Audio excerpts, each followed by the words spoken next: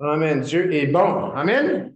Donc, là, les deux derniers. Ah, puis en passant, c'est Pasteur Joey qui va prêcher dimanche prochain.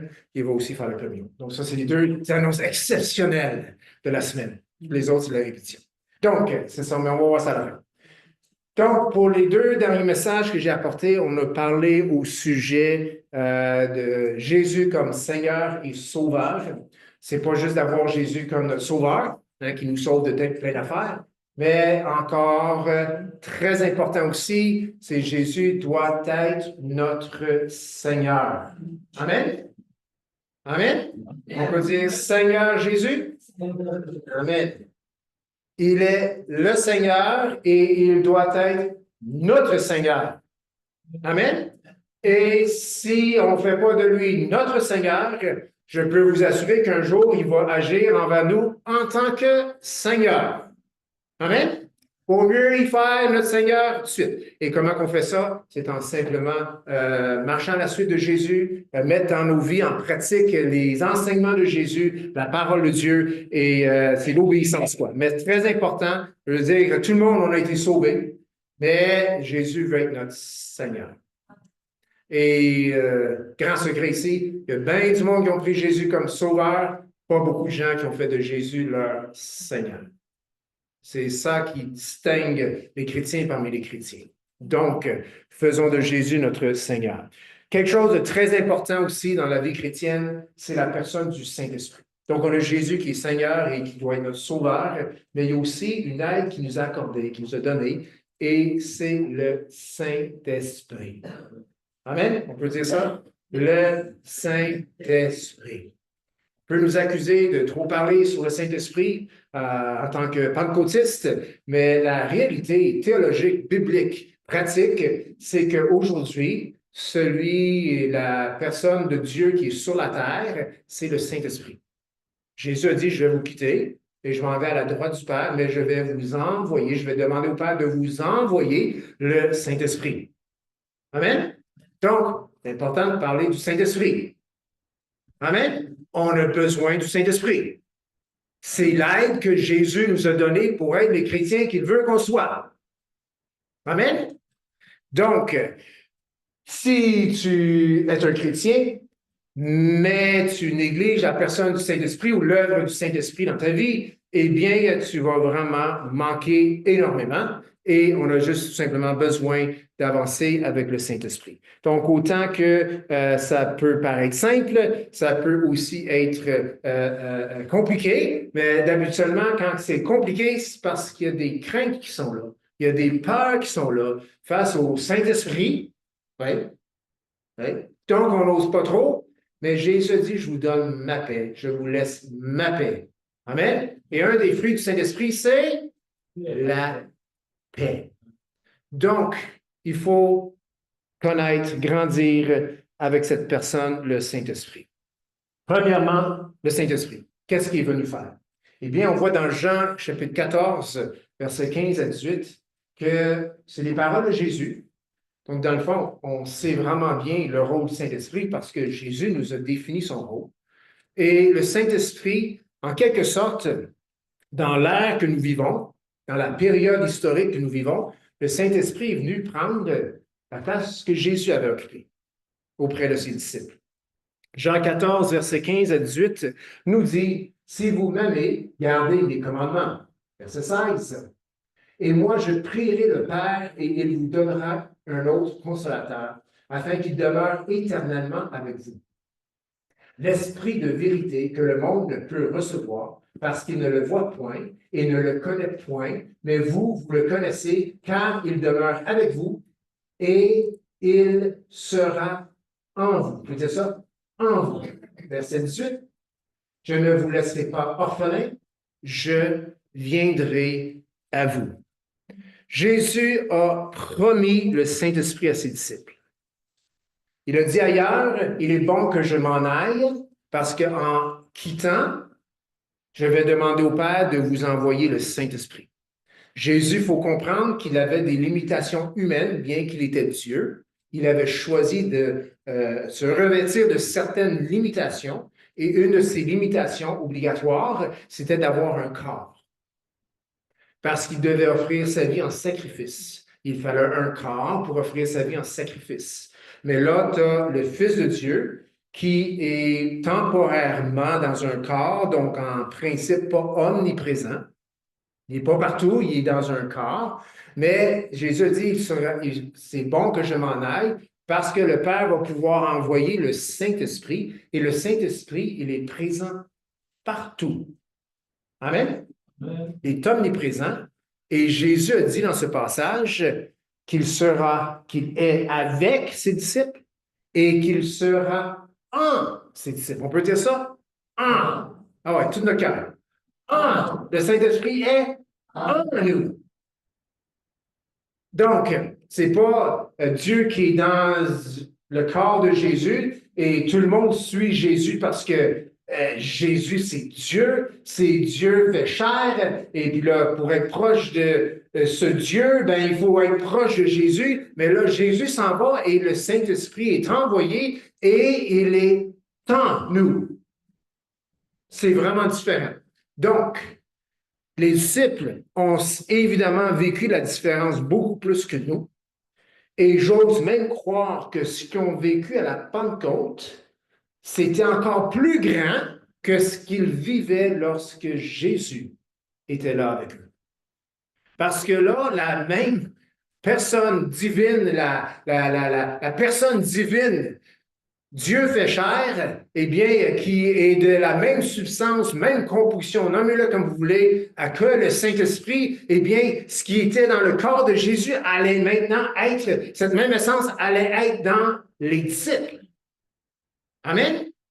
Donc, les disciples, ayant vu ça, ayant vécu ça, c'est pas pour rien que quand dans la chambre haute, dans le chapitre 2, eh bien, les disciples, il y avait toutes sortes de réactions. Premièrement, ils ont parlé en langue.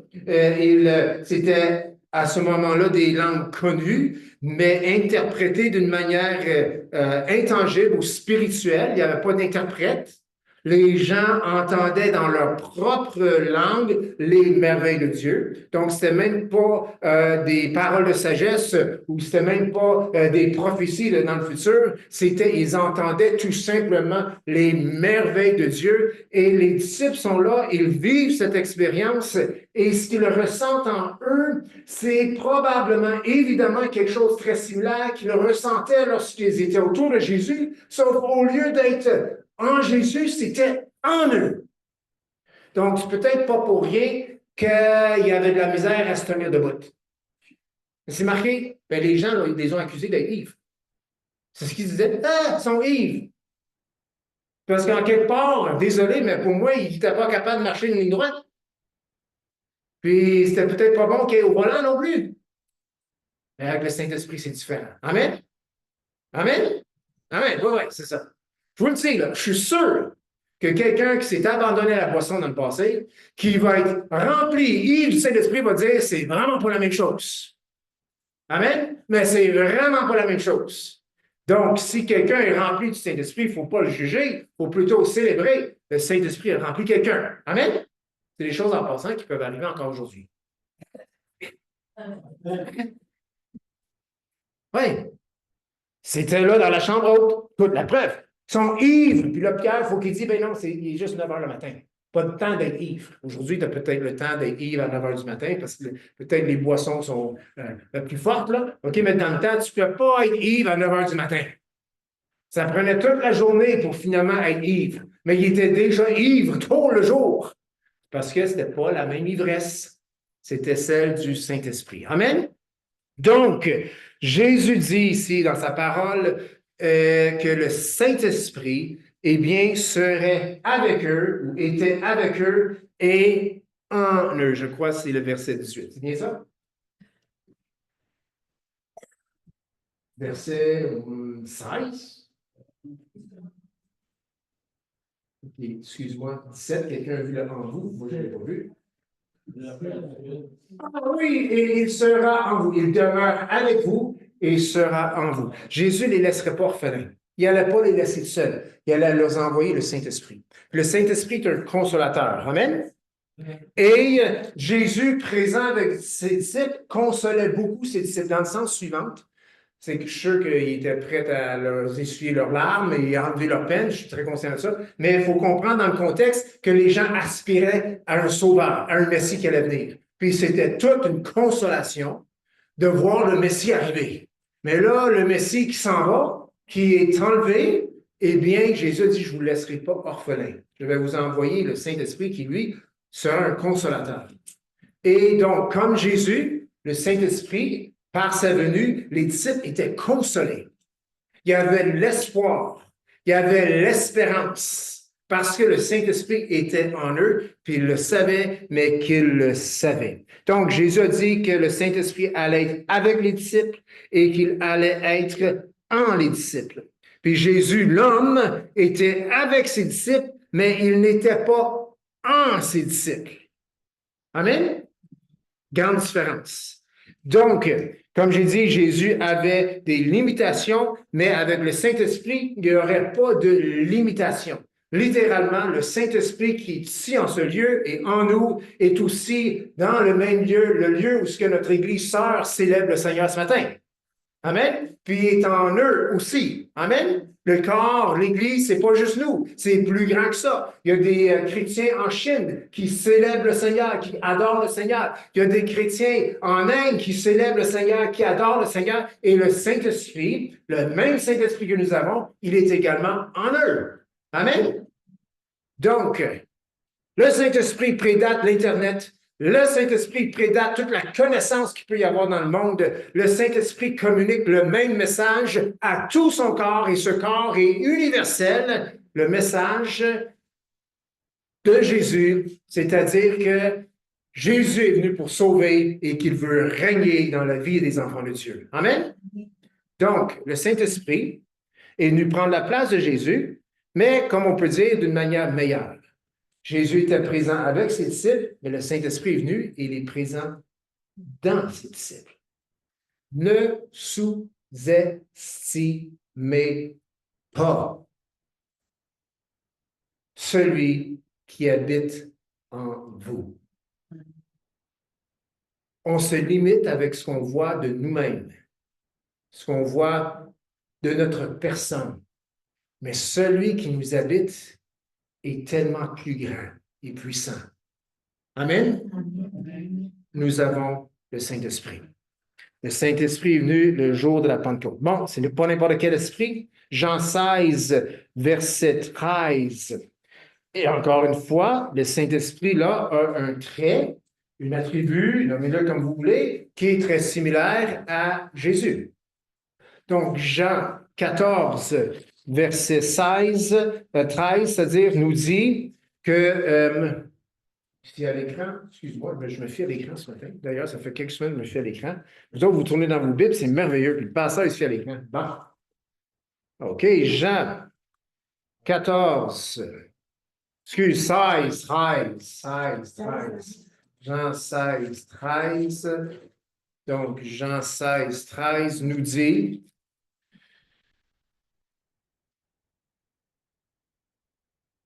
Ah, c'est parce que je ne l'ai pas donné ce verset-là. Excuse-moi, Daniel.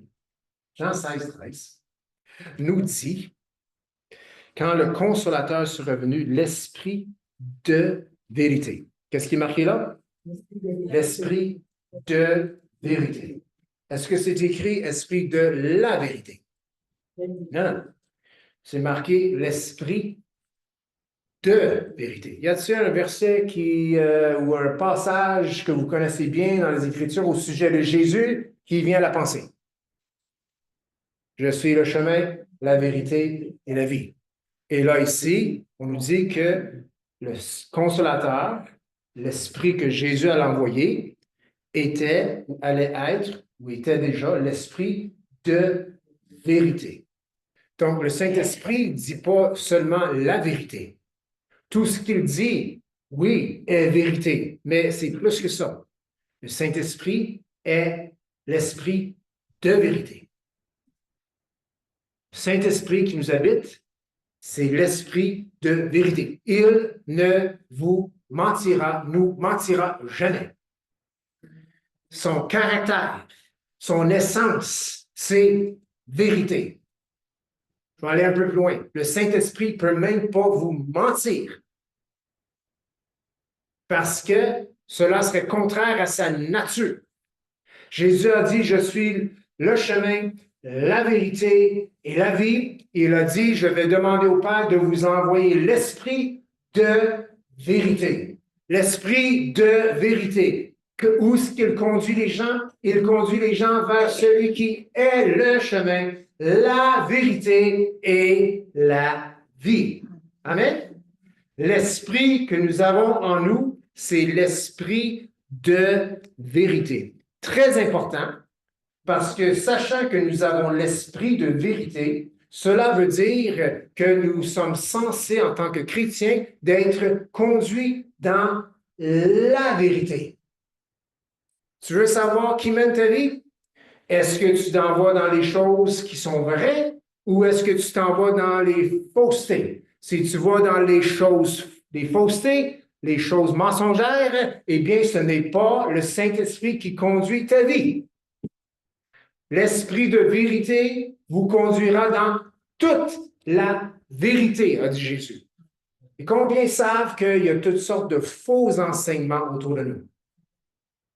Énormément. Encore plus aujourd'hui, avec la présence de tout ce qu'il y a sur les réseaux sociaux. Dans le temps, on disait sur l'Internet. Là, c'est les réseaux sociaux, puis c'est tout sur l'Internet. Mais il y a tellement de choses qui peuvent être véhiculées là. Et puis là, les chrétiens sont un peu pris là-dedans. Puis tu peux vraiment faire du magasinage, du lèche-vitrine spirituel, si vous voulez. Et dans 1 Jean 4, verset 6, celle-là, ils l'ont en arrière. 1 Jean 4, verset 6, on parle de l'esprit de vérité versus l'esprit de l'erreur.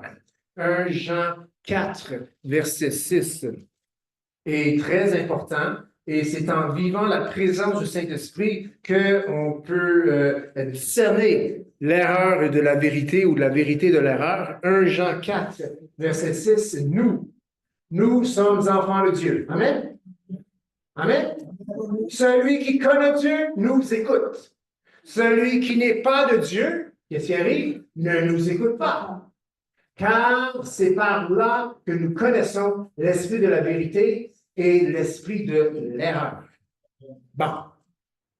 C'est pas parce que tu fait de Jésus ton sauveur que tout ce que tu dis est vrai. Puis si quelqu'un ne t'écoute pas, ben ça ne veut pas nécessairement dire que lui, il n'est pas de nous parce qu'il ne m'écoute pas. Non, non, il y a peut-être des faussetés que tu dis.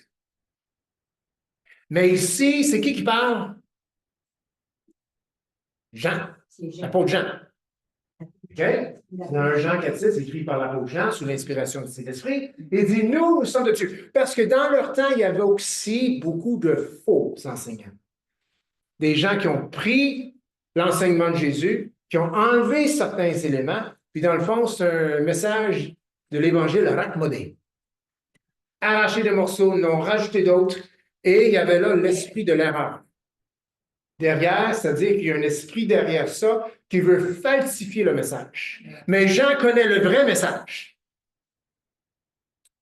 Parce qu'il connaissait Jésus, il a parlé avec Jésus, puis il a reçu l'esprit de vérité que Jésus a envoyé. Et Jean dit, nous sommes de Dieu. Celui qui connaît Dieu nous écoute. Donc Jean, connaissant Jésus, connaissant la vérité, pouvait parler à des gens et reconnaître s'il y avait en eux l'esprit de vérité ou l'esprit de l'erreur. Et Jean savait, il connaissait l'authentique. Il connaissait le vrai. Et le vrai est reflété dans les Écritures. Le vrai Jésus, l'esprit de vérité est reflété et dans les Écritures. Amen? Donc, c'est possible pour nous aussi, parce qu'on a le Saint-Esprit qui nous aide, on a le Saint-Esprit qui nous enseigne, avec la parole de Dieu, de grandir et finalement de même pouvoir dire comme Jean, eh bien, moi je suis de Dieu et je discerne que cette personne est de Dieu parce qu'ils ont l'esprit de vérité, comme moi j'ai l'esprit de vérité. Donc oui, on parle quand même de questions doctrinales, mais on parle aussi de questions de discernement. Le discernement des esprits, ça permet de faire quoi? On disait qu'on allait parler de dons, je ramène celle-là encore, c'est d'être capable de discerner si c'est l'esprit de Dieu qui anime la personne ou si c'est un autre esprit. Et tout peut paraître beau, mais l'esprit derrière est faux. Donc, on ne sait pas pourquoi on n'a pas les détails, mais nous discernons que, oh, wow, il y a là l'esprit de l'erreur. Et Jean dit très bien, nous sommes de Dieu, celui qui connaît Dieu nous écoute, celui qui n'est pas de Dieu ne nous écoute pas. C'est par là que nous connaissons l'esprit de la vérité et l'esprit de l'erreur. Si on arrache des pages, si on arrache des choses que Dieu nous a promis aujourd'hui parce qu'on se justifie sur le fait qu'on ne voit plus ça arriver, Dieu guérit plus aujourd'hui. Pourquoi? Bien, parce que la personne qui dit ça base sa conclusion sur son expérience. Ton expérience n'est pas la vérité. Dieu guérit encore aujourd'hui. Amen? Les dons spirituels, ça existe. Ça emmène rien que le désordre. Oui. Bon, encore une fois, tu es en train de dire que ton expérience, c'est la vérité. Pourquoi tu te prends? Sérieux, là? Donc, on a la parole de Dieu ici, qui dit que Jésus a répandu ses dons sur l'Église, sur son corps. En passant, c'est des cadeaux, ça. Ce n'est pas une malédiction, c'est des cadeaux. Amen? Et la seule raison que même dans le monde chrétien, on dit que dans certaines parties du monde chrétien, on dit que les dons spirituels ne s'exercent plus ou ne sont plus actifs aujourd'hui, c'est qu'ils se basent sur des faits historiques pour dire que ça a tout stoppé. Mais c'est pas là-dedans. Puis la Bible, puis l'histoire, c'est pas la même chose. Amen? Donc, on ne doit jamais baser ce qu'on dit sur notre expérience, on le base sur la parole de Dieu, sur l'esprit de vérité. Amen? Puis il y a toutes sortes d'excuses pour dire, ben, voici pourquoi que je crois ça, je ne veux plus décevoir les gens, puis ci, puis ça. Puis, OK, mais regarde, on est là pour obéir à Dieu, pour plaire à Dieu. Jésus guérit encore aujourd'hui. Amen? Jésus baptise encore aujourd'hui. Amen? Jésus baptise du Saint-Esprit encore aujourd'hui. Amen? Oui, Jésus fait même parler les chrétiens en langue encore aujourd'hui. Amen? Ça, je ne comprends rien quand il parle en langue. C'est normal. C'est normal. Ah, le Saint-Esprit descend encore aujourd'hui sur ceux qui l'invoquent. Amen? Le Saint-Esprit va descendre. Il est descendu sur nous ce matin. Et je pense qu'on va le vivre encore plus puissamment le 8 juin. Amen? Pourquoi? Parce qu'il y a encore plus de gens rassemblés qui veulent la même chose. Amen? Si on pense qu'on peut faire l'œuvre de Dieu sans le Saint-Esprit, sans être rempli du Saint-Esprit, regarde là. C'est pas vrai. On ne peut pas le faire sans le Saint-Esprit. On limite Dieu quand on exclut le Saint-Esprit. Et puis, pour être franc, ça fait de la peine au Saint-Esprit. Amen? C'est qui le meilleur enseignant? Merci. Qui a dit le Saint-Esprit? J'ai entendu ça quelque part par là. Merci, ma soeur. Le Saint-Esprit. C'est biblique en passant. C'est biblique. Oh, ben là, le Saint-Esprit qui enseigne, ben là, je veux dire, t'as-tu entendu ce qu'il a dit? Puis il dit que le Saint-Esprit, il a dit. Non, le Saint-Esprit est le meilleur des enseignants. Amen? Pourquoi est-ce qu'il y a le don d'enseignement en opération dans l'Église? Parce que le Saint-Esprit a donné ce don. Amen? Et quand on opère dans les dons que Jésus a donnés à l'Église, eh bien, habituellement, c'est bien fait parce que le Saint-Esprit est bon. Amen? Non, je veux dire bon, pas dans le sens qu'il nous donne des bontés. Non, il est calé, là, il est wow! C'est comme, hey, il nous fait comprendre des choses que personne n'a pu nous faire comprendre. Le meilleur des enseignants. Jean 14, verset 26. Jean 14, 26 nous dit, mais le consolateur, l'Esprit Saint, que le Père enverra en mon nom, vous, quoi? Enseignera des affaires. Toutes choses. Wow. Toutes choses. OK. On peut dire ça ensemble, toutes. Toutes. On s'arrête juste là. Le Saint-Esprit nous enseigne toutes choses. Là, on va le dire, on va crier le tout, puis on va dire chose moins fort. Le Saint-Esprit nous enseigne toutes choses. OK, toutes. Toutes. Oh, je pensais qu'il nous enseignait juste la Bible. Bien, la Bible dit qu'il nous enseigne toutes choses. Ça veut dire quoi, ça? Ça veut dire, si tu as besoin d'aide, tu ne sais plus quoi faire, hein? Tu peux peut-être demander au Seigneur, puis le Saint-Esprit va peut-être t'aider. Il est là pour t'aider, pour t'enseigner en toutes choses. Donc, s'il y a 25, 30, 35 personnes ici, le Saint-Esprit peut enseigner tout ce que ces 35 personnes-là ont besoin de savoir pour être les chrétiens qu'ils doivent être. Et il nous enseigne toutes choses. Tu as un problème avec la bouteille? Le Saint-Esprit peut t'enseigner comment t'en sortir. Tu as un problème avec la cigarette? Le Saint-Esprit peut t'enseigner comment t'en sortir. Tu as un problème avec d'autres choses? Bien, on peut nommer bien les choses, hein, parce que le péché s'accroche facilement, puis on peut se ramasser avec des problèmes. Le Saint-Esprit, si on lui demande, vous savez, c'est quoi le problème d'habitude? C'est qu'on a un problème, puis on ne demande pas au Saint-Esprit de nous aider. Puis je veux dire, vraiment, en bon québécois, c'est pas trop intelligent. Tu as le manuel, puis c'est plus qu'un manuel, c'est une personne qui va te parler. Tu as un problème? Demande-y donc. C'est drôle, pasteur, j'ai plein de problèmes. Est-ce que tu pries? Est-ce que tu demandes au Saint-Esprit? Est-ce que tu demandes au Seigneur? Ah, c'est vrai, hein? Quand est-ce la dernière fois que tu t'es arrêté en début de journée? Tu t'es arrêté, là. Puis tu as prié. Puis tu as demandé. Toi, tout seul. Toi, là, tout seul, là, dans ta chambre, là. Saint-Esprit, tu peux-tu m'aider? Ah, pasteur, on ne doit pas prier le Saint-Esprit. Bon, OK, la Trinité, ça va marcher. On va déchirer sans trop. Comment? Si Jésus a envoyé le Saint-Esprit, puis il a dit qu'il nous enseignait toutes choses, là, puis que le Saint-Esprit est présent là aujourd'hui, je pense qu'on peut demander au Saint-Esprit. Amen? Saint-Esprit, tu peux-tu m'aider à comprendre ce passage des Écritures? Puis je peux vous dire quelque chose. Il va t'aider à comprendre quelque chose que toi, tu as besoin de comprendre. C'est peut-être pas bon pour tout le monde. C'est bon pour toi. OK? Mais tu as-tu demandé? La Bible dit, Jésus dit, il vous enseignera toutes choses. Je vais le mettre dans mes mots. Il va vous enseigner tout ce que chacun de vous, individuellement, vous avez besoin de savoir. Ça veut-tu dire, pasteur, qu'il va même me dire quelle voiture acheter? Ben, c'est pas impossible, ça. Hein? Pasteur, Saint-Esprit m'a dit d'acheter une voiture, puis c'est une vraie citron. Ah, c'est toi qui as dit, c'est Saint-Esprit!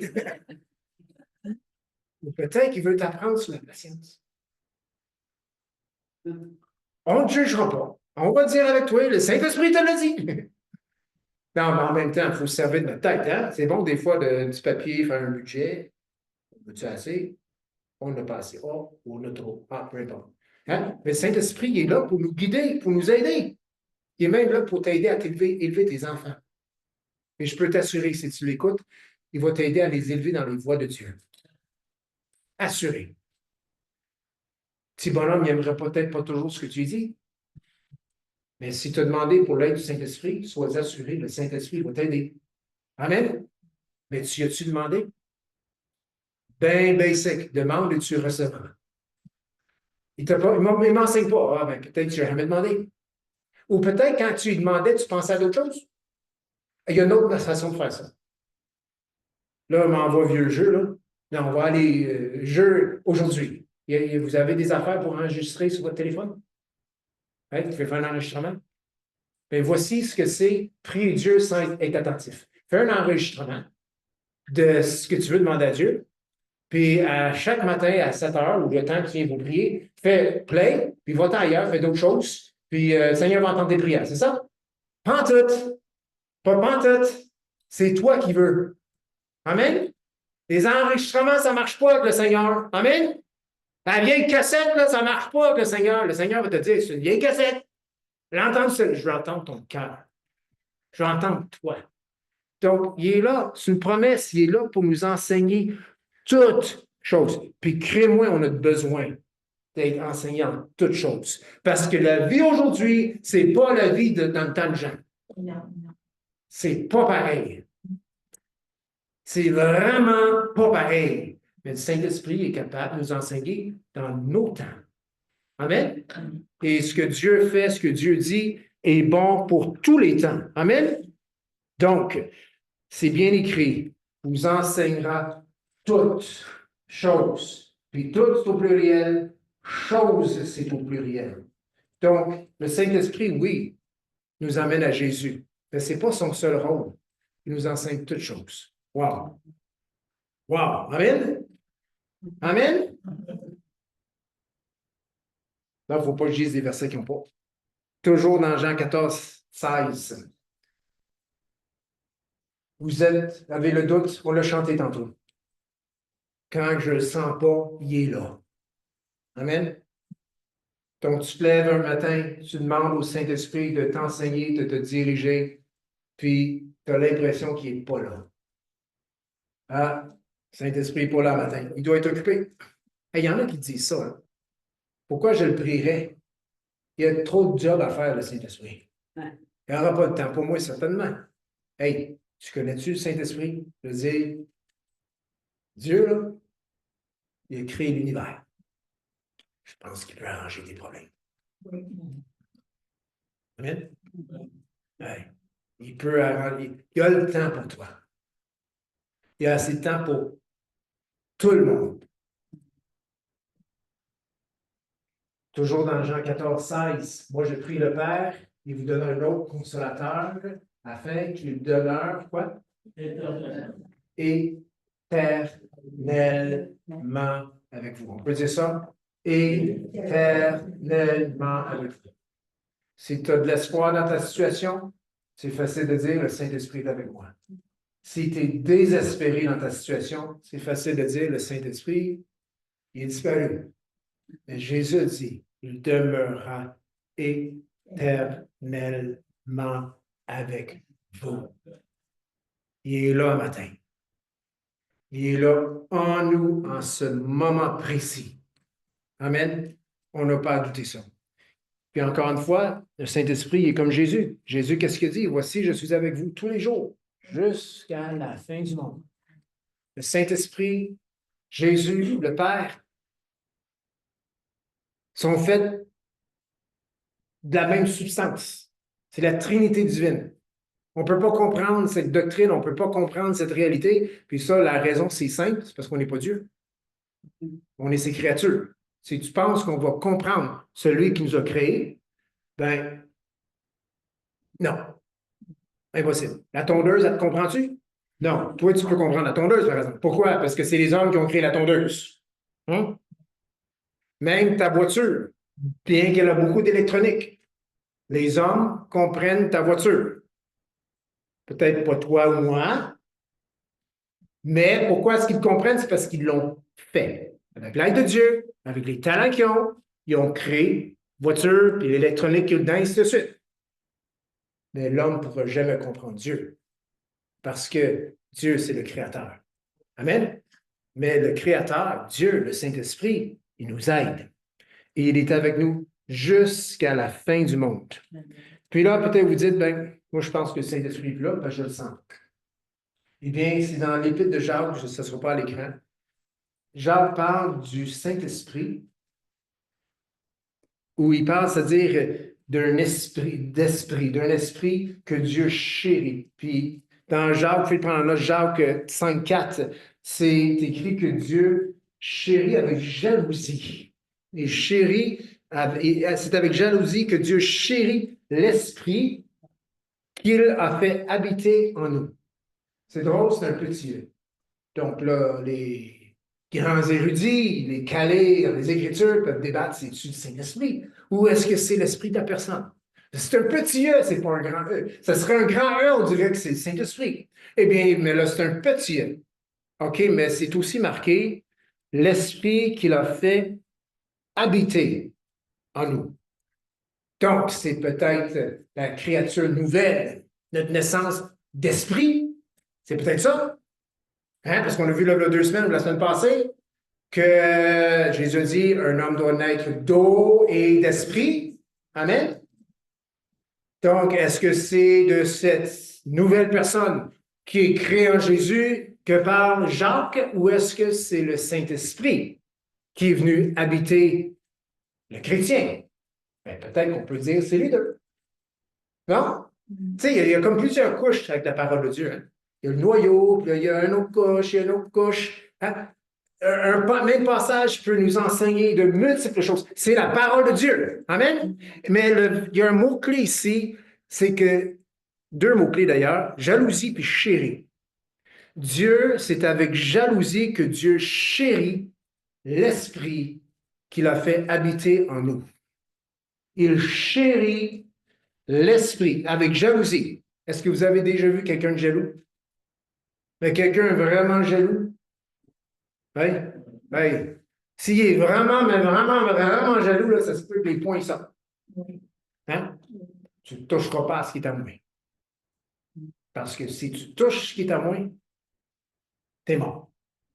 C'est ça, vraiment, la jalousie à l'extrême. Hein?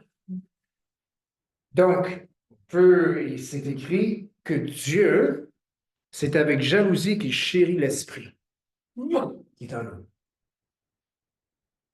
Si tu ne ressens pas le Saint-Esprit, cet esprit que Dieu, avec jalousie, chérit, si tu dis qu'il n'est plus là parce que tu ne le sens plus, puis en quelque part, tu es en train de dire, Dieu, il ne chérit pas plus que ça l'esprit qu'il a mis en moi. Non, non, avec jalousie, il chérit. Dieu, juste parce qu'on ne sent pas quelque chose, ça ne veut pas dire qu'il n'est pas là. Amen? C'est peut-être parce qu'on n'est pas là. Tu es absent. Mais tu as d'autres choses. Dieu, c'est avec jalousie qu'il chérit l'esprit qu'il a mis en nous. Wow. Je ne voudrais pas rencontrer Dieu qui est jaloux. Non. Mais l'esprit qui t'habite, qui m'habite, Dieu le chérit. Non seulement est-ce qu'il va réagir de manière jalouse, si on veut, face à concernant cet esprit-là, il le chérit avec jalousie. Donc, si tu dis que tu ne sens pas le Saint-Esprit, rappelle-toi que c'est avec jalousie que Dieu chérit l'esprit qu'il a fait habiter en toi. Amen. Donc, très important de comprendre aujourd'hui, c'est quoi le travail du Saint-Esprit. Qu'est-ce que fait le Saint-Esprit? Pourquoi? Parce que c'est le Saint-Esprit qui agit sur terre aujourd'hui. C'est le Saint-Esprit qui fait avancer l'Église aujourd'hui. C'est le Saint-Esprit qui remplit l'Église aujourd'hui. On a besoin d'être au courant, désolé, au sujet du Saint-Esprit. Et on a vu ce matin que le Saint-Esprit est venu prendre la place de Jésus, mais d'une manière meilleure. Donc, on dit, ah, ça serait-tu pas le fun, il y a un peu de pouvoir vivre le temps des apôtres? Non, mais vraiment, on a le Saint-Esprit. On peut vivre, on peut vraiment vivre la même expérience que les apôtres avaient. Le Saint-Esprit que nous ressentons, que nous vivons, qui nous transforme, qui nous travaille, c'est la même expérience que les disciples vivaient avec Jésus. Parce que c'est le Saint-Esprit que Jésus a envoyé. 2000 ans plus tard, nous pouvons vivre la même chose que les disciples ont vécu en marchant avec Jésus. Si ça ne marche pas, c'est notre faute. Amen. Si ça ne fonctionne pas, ça revient à nous, l'Esprit, le Saint-Esprit, là. Et il est venu prendre la place de Jésus, mais d'une manière encore meilleure. C'est l'Esprit de vérité. Il ne dit pas de mensonge. C'est tout vrai, ce qu'il dit. Et il est vérité. C'est l'Esprit de vérité. Et ce Saint-Esprit, eh bien, c'est un enseignant. Si tu veux être enseigné, que tu veux être instruit, eh bien, oui, il y a les commentaires bibliques. Oui, il y a toutes les notes en bas de la page dans ta Bible à noter. Il y a toutes ces choses-là. Mais dans le meilleur des scénarios, les notes au bas de la page de ta Bible, eh bien, ont été données à quelqu'un d'autre par le Saint-Esprit, puis ils l'ont écrit là. C'est le meilleur des scénarios. Va donc à la source. Que le Saint-Esprit te parle à toi avec les Écritures. Amen. On se fie tellement sur les commentaires. Écoute, je vais être franc avec vous, puis c'est pas pour dénigrer ces ministères-là. Non, non, c'est des choses quand même extrêmement importantes. Mais le Saint-Esprit, c'est un bien meilleur enseignant que les commentaires bibliques. Puis que toutes les en ligne que tu peux trouver sur l'Internet. C'est tous des outils pratiques. Mais à cette heure, c'est rendu, tu veux des dévotions à chaque jour. Ton téléphone peut te le rappeler. OK. C'est quand même pas si pire, hein? Non, je veux dire, c'est quand même bien si tu écoutes le rappel, finalement. Mais si tu n'es pas capable toi-même d'y aller, bien, même si le rappel est là, tu risques de te dire, ben, à plus tard. Mais c'est vrai, puis, mais oui, je suis d'accord que le Saint-Esprit peut prendre un app sur ton téléphone ou une application, puis que le verset qui sort là, c'est vraiment celui que tu devais entendre. Mais ça doit vouloir dire que pour les 1000 autres qui l'ont entendu, c'était probablement pas pour eux. Pas trop efficace, hein? Ben, Saint-Esprit est efficace. C'est le meilleur des enseignants. Va voir le Seigneur à chaque jour. Confie-y ta journée. Tu as le Saint-Esprit qui va te conduire dans toute la vérité, puis qui va t'enseigner en toutes choses, puis c'est le meilleur enseignant. C'est drôle, là, c'est tout le monde va dans la présence de Dieu, il demande direction, eh bien, tout le monde va être emmené dans la même direction de manière différente. Amen. Puis on va dire, wow, Dieu est vraiment grand. Et il est grand. Amen. Donc, il nous enseigne toutes choses et il révèle. Même, Jésus a dit qu'il nous enseignerait toutes choses et qu'il nous annoncerait les choses à venir. Wow! Ah, est-ce que ça veut dire qu'on va pouvoir définir le futur? Qu'est-ce qui ça? Non, je ne pense pas. Mais il nous révèle les choses à venir. Saviez-vous que c'est important? Il y a un jour très, très important qui s'en vient. Saviez-vous ça? C'est pas des nouvelles, il ne l'annonce pas, puis si quelqu'un est en train de l'annoncer, ce n'est pas l'esprit de vérité. Jésus va revenir. Amen? Il va revenir. La parole de Dieu appelle ça le jour du Seigneur ou le jour de l'Éternel. Il va revenir. Puis c'est incroyable comment le Saint-Esprit peut témoigner ça à nos cœurs. Pourquoi? Parce qu'il nous annonce les choses à venir. Jésus a dit aux autorités spirituelles de l'époque, hey, c'est bon, vous savez discerner la météorologie, la température, mais vous ne savez pas discerner les temps. Vous savez, vous lisez les nuages, vous tirez des pronostics sur la température de demain, mais celui qui vous parle, c'est le Fils de Dieu, Dieu incarné, vous n'avez pas discerné qui est. Eh bien, si on tire la conclusion, c'est que s'il était probablement aussi bon météorologue que de discerneur de choses spirituelles. Puis ici, c'est comme aujourd'hui, la météo, ben, pas trop fiable. Pas trop fiable. Mais le Saint-Esprit, il est fiable. Amen. Puis je peux te dire une chose, il va te rendre zélé, amoureux, passionné, persévérant pour Jésus. Amen. On a besoin du Saint-Esprit. On va se lever ensemble, on va juste terminer la prière avant d'aller à quelques annonces. Seigneur Jésus, merci. Merci. J'aimerais qu'on puisse juste mettre nos mains ouvertes comme ça ce matin. Puis on va tout simplement demander au Saint-Esprit de nous aider. Pas besoin de demander ce qui vient, il est déjà là. Saint-Esprit, on peut dire ça ensemble. Saint-Esprit, j'ai besoin de toi. Parce que tu es l'Esprit de vérité. Et tu es l'Esprit que Jésus a envoyé. Merci de m'enseigner en toutes choses. Merci d'enseigner mes frères, mes sœurs en toutes choses. Et merci de nous emmener tous à la même place. J'accueille le Saint-Esprit ce matin. Merci de me remplir ce matin et de me préparer pour les jours à venir. Et c'est dans le beau nom de Jésus qu'on a prié. Amen. Amen. Et on peut s'asseoir. Bonne semaine à tous ceux sur YouTube. Que Dieu vous bénisse.